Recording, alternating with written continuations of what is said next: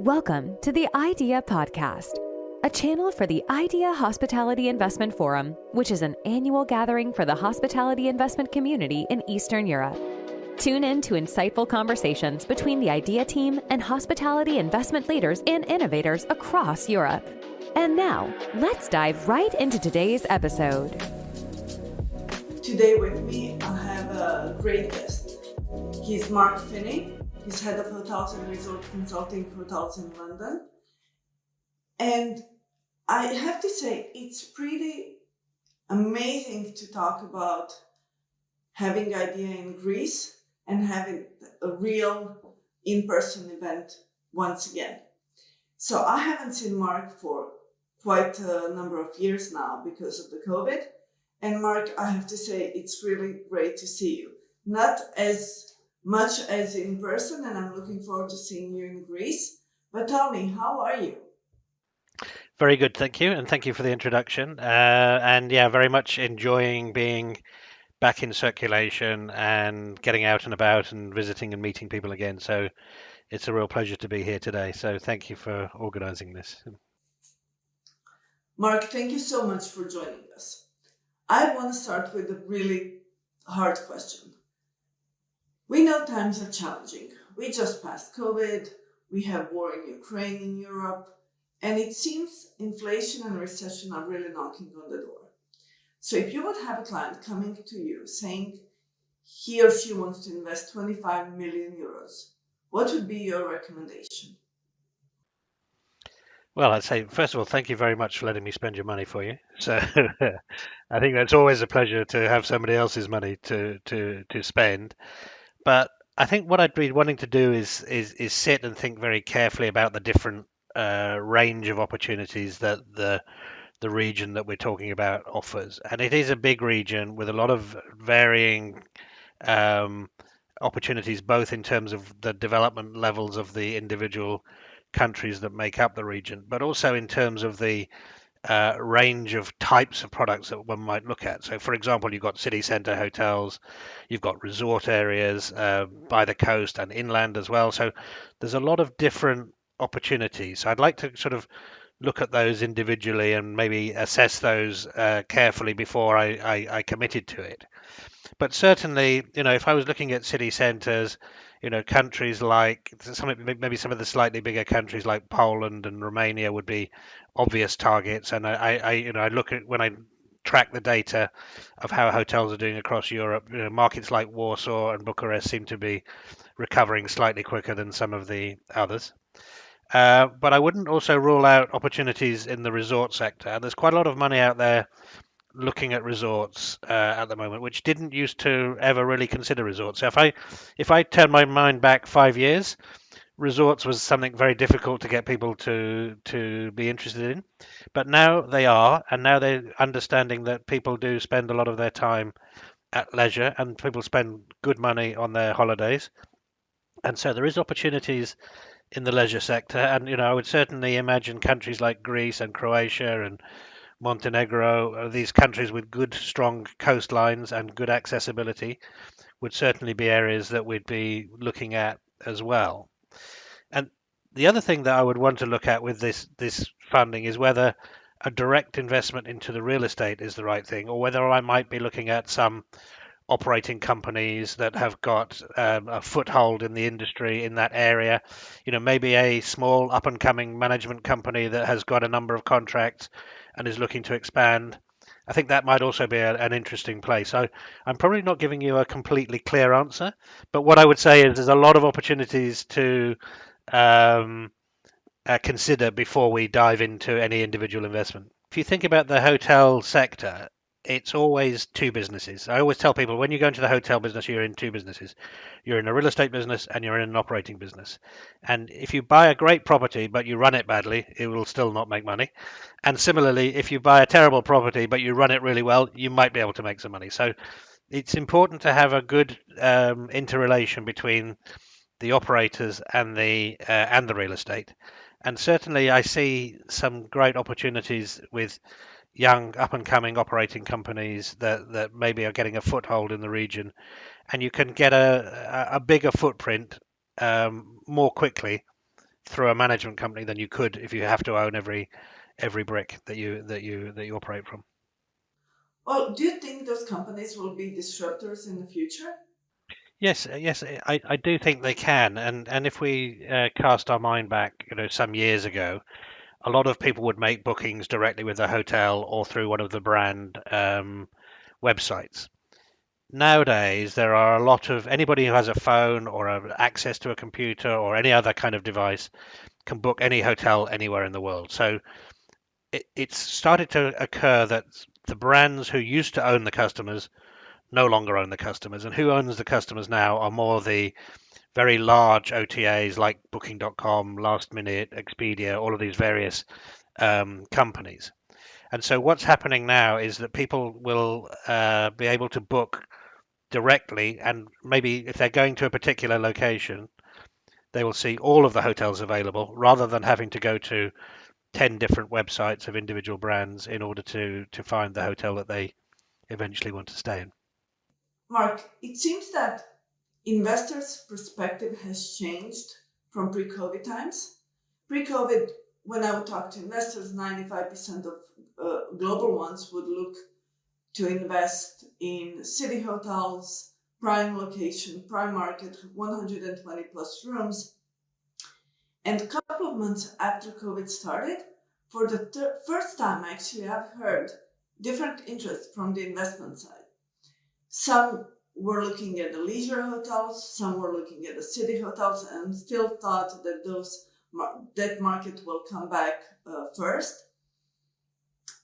It turned out that investments in leisure assets have incrementally increased. Do you think this appetite will remain even post-COVID? Yeah, very much so, and I think what we've seen is the strength of the leisure market in in all countries. So people who are spending their own money are starting to travel again, and probably they've come back more quickly than business travelers and group and event travelers. So it's become a very important market, and I think also what we've seen, certainly in most of the markets in which we've studied, is that those individual customers are prepared to pay good rates. As long as the product is right, they're happy to pay higher prices, maybe even than the business sector. So I think the leisure sector is here to stay, definitely. Oh, there's also one very interesting aspect I would like to discuss with you. So investors are now looking very much to invest in luxury hotels. And it makes sense because people have saved money during COVID and now they want to spend it and they want to treat themselves. Yet at the same time, we keep talking about inflation striking us and recession coming and quite tough end of this year. Do you think the luxury market will survive and that there's enough demand for such hotels? I think you're absolutely right, and you hit the nail right on the head there when you say a lot of people were treating themselves. We've had 2 years of being miserable. Right, let's go do something really good. Rather than just a normal thing. So definitely there was an element of that. Having said that, I think there's a lot of evidence that also shows that people who've had that experience are now saying, "Oh, well, actually, that was quite nice. I'm good to do that again." And maybe it will be going instead of going away 4 or 5 times a year, they might go away once or twice, but really somewhere nice. So I think once you've had that experience and you've enjoyed it, it's difficult to go back to a budget hotel by the side of a motorway again. Yeah. Okay, and what about supply and demand? Again, when COVID started, everyone was saying there will be a huge amount of distressed assets. But due to governmental supports, we haven't seen that. It hasn't happened almost at all. So what's the situation now? Will hotels be able to survive new crisis in a couple of months? Well, I think yeah, I mean, your first point is really interesting, and I think even if you look back at history, what you find is that investors and large sources of capital always do a very good job of preparing for the last recession. So the last recession was the financial crisis, the great financial crisis, and that was a crisis that was born out of over leverage, lack of liquidity, and the banks all of a sudden retreating away from the market. So this time, everyone prepared very well for that crisis. So there was lots of pools of capital raised in order to buy these loans from the banks, and they thought they were going to make a nice, quick, easy amount of money. Of course, every crisis is a little bit different. So this time, that wasn't the problem. There wasn't as much of an over-leveraged problem. It was more of a lack of market problem because obviously hotels were closed, and there was not a lack of liquidity, but if in anything, an excessive liquidity. So there was more money raised than could be spent in the next 5 years. Even in a normal market. So there was a lot of money chasing very few deals. As you rightly pointed out, the governments were very supportive of the sector across pretty much every country. And also, the banking community realized that last time they made a big mistake, they dumped their loans very cheaply, and everybody else made a lot of money, and they didn't. So, what they were saying this time is, hang on, why don't we stay? If we've got a good sponsor in a good hotel that would normally be doing fine, let's just wait for things to get better, and if it does get better, we won't lose money. If it doesn't get better, then we can take some action at some time in the future. What we have seen as a result of that is relatively few opportunities coming to the market, and the ones which have come to the market, there's been a lot of competition for, and that's driven prices quite high. And in fact, really, if you look at some of the prices being paid now, they're not a discount to 2019. In fact, in some cases, even exceeding that. And then what has then happened on the back of that is that banks have decided, okay, rather than pulling the plug on this business, what we're going to do is give them the opportunity to refinance. And then a lot of this money that's raised has gone now into providing debt for these companies, maybe at a slightly higher price than the banks, maybe for a slightly higher quantum than the banks, but certainly it's kind of been a more or less a debt replacement rather than a pulling the plug. Having said that, I think that now that we're, let's say, 6 months, a year into the recovery, I think the banks will be taking a very close look at the businesses that they have, and if those businesses haven't already shown some signs of recovering or getting better, then there might be some pressure on those to for a resolution. If things are getting better and going according to plan, then I'm sure that they will be left alone and allowed to carry on. But sometimes you need a bit of a recession or a downturn or some difficulties to get rid of the bad stock and then replace it with better, newer stock. Interesting. And what about investors? What is the change you are seeing? Are they searching for different hotel products than before the pandemic?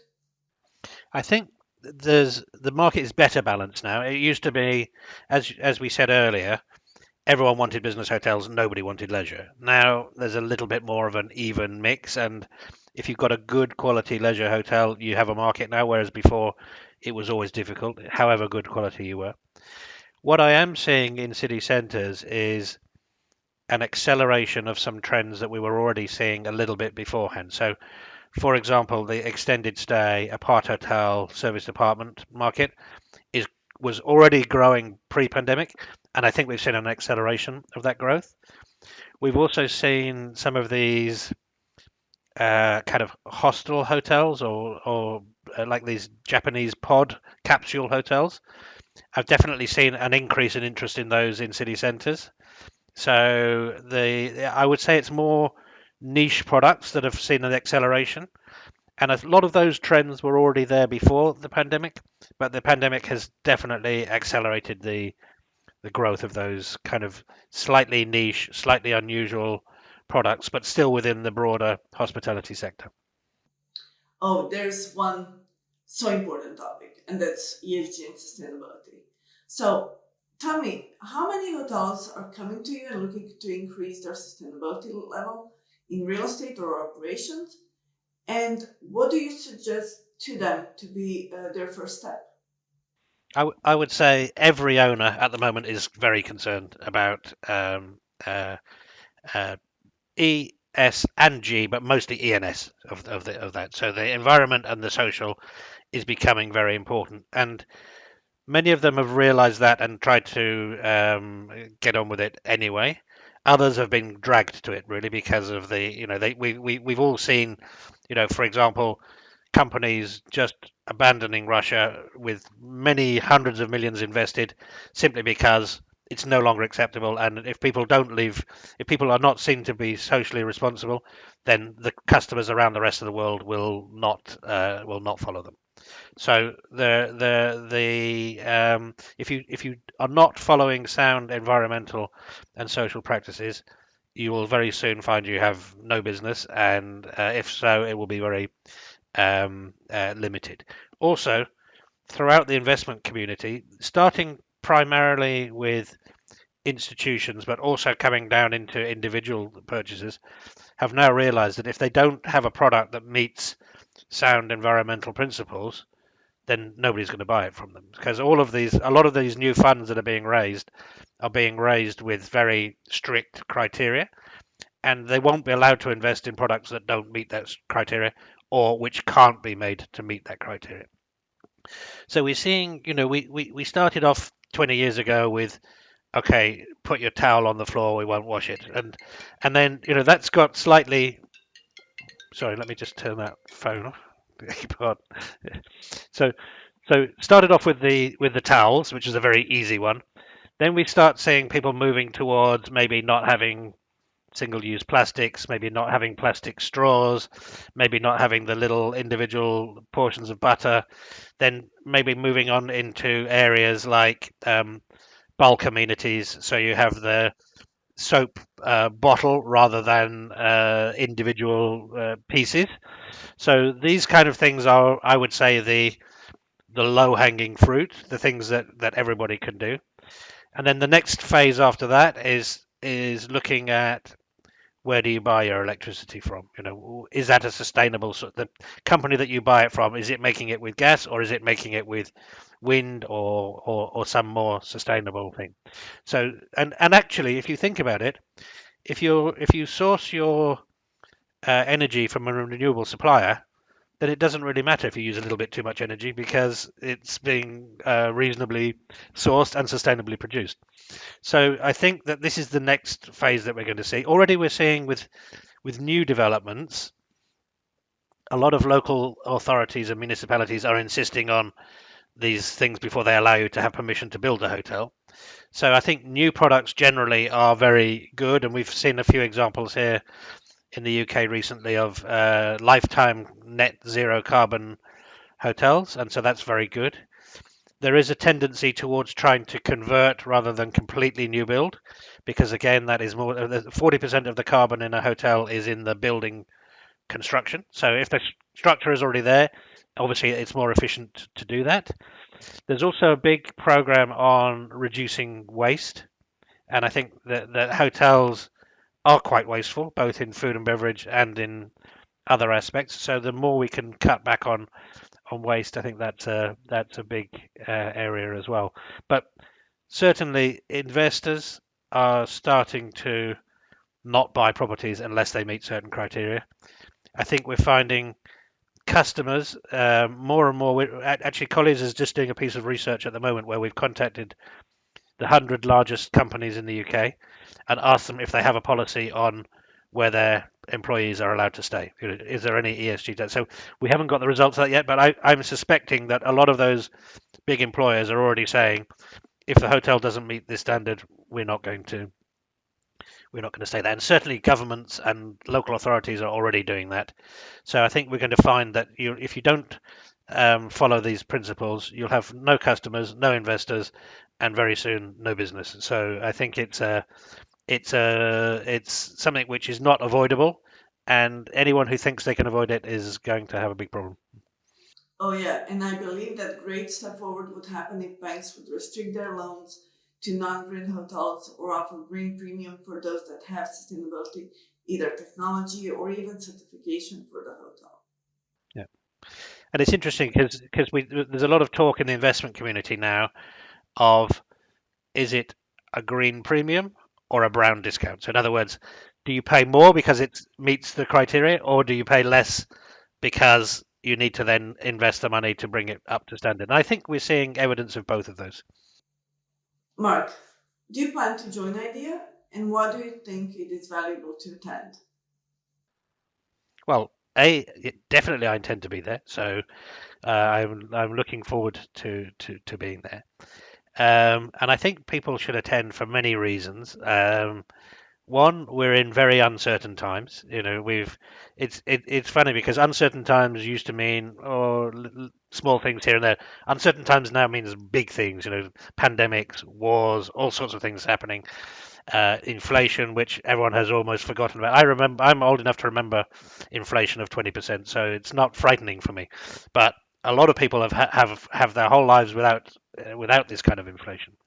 And these are very strong reasons for people to educate themselves and find out from their colleagues, their peers, from the industry exactly what's happening and how they have managed to deal with it and what kind of strategies you might employ. So I think it's really important to do that. Secondly, having spent 2 years sitting at home and doing Zoom calls, I can say it's great fun to get out again. I've been the last 6 months working every day in the office and loving every minute of it, and it's nice to be out meeting people and getting back in contact with people who you maybe haven't seen for some time. So I'm very much looking forward to that aspect of it. And humans are very sociable people. We like to go out, we like to learn, we like to have good business reasons, but it's also time to re-engage with people on a personal level, and I think that's very important for all of us. But I think your events that you organize are always very well structured in terms of bringing high quality speakers together that people can learn from, discuss with, network with, and then you always come away from these events feeling that you've taken some benefit and you come back to your office more energized to face the challenges that we all have. Thank you so much. It was great to speak to you. I'm so much looking forward to seeing you also. Athens, September 26, 27. So that's in just a couple of weeks. I wish you all the best and see you soon. Thanks. Bye. My pleasure. Bye. Thank you for listening to the IDEEA podcast, the channel for the IDEEA Hospitality Investment Forum. You can find a full transcript of this conversation in the content library on idea-forum.com with other reports and insights. We look forward to welcoming you and your colleagues in person at IDEEA in Athens, Greece on the 26th through 27th of September 2022. If you haven't registered yet, please go to idea-forum.com to purchase your pass today and save before ticket prices increase. Please feel free to email us with any questions at hello@thebench.com. Until the next episode, stay safe and keep well. Bye-bye for now.